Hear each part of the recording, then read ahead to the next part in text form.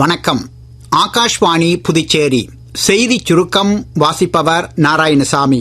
பிரதமர் திரு நரேந்திர மோடி இங்கிலாந்து மற்றும் மாலத்தீவுகளுக்கு 4 நாள் அரசுமுறை பயணமாக இன்று பிற்பகல் புறப்பட்டு சென்றுள்ளார்.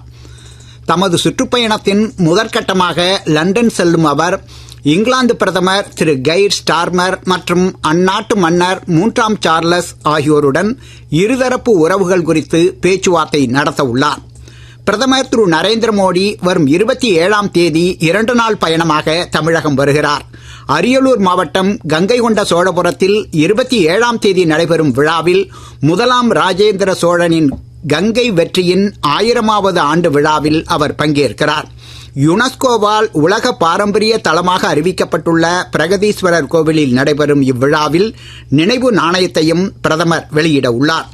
பல்வேறு பிரச்சனைகள் குறித்து எதிர்க்கட்சி உறுப்பினர்கள் அமளியில் ஈடுபட்டதால் நாடாளுமன்றத்தின் இரு அவைகளும் இன்று நாள் முழுவதும் ஒத்திவைக்கப்பட்டது.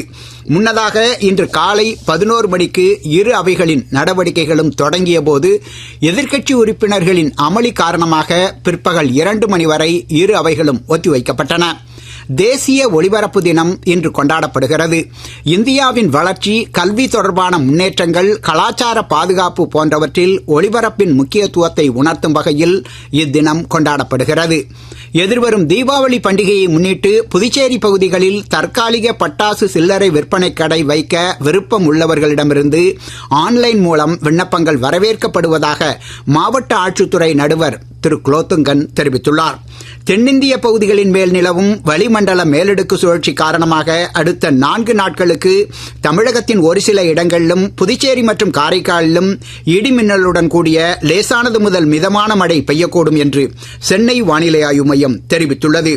இத்துடன் இந்த செய்திச் சுருக்கம் நிறைவு பெறுகிறது. வணக்கம்.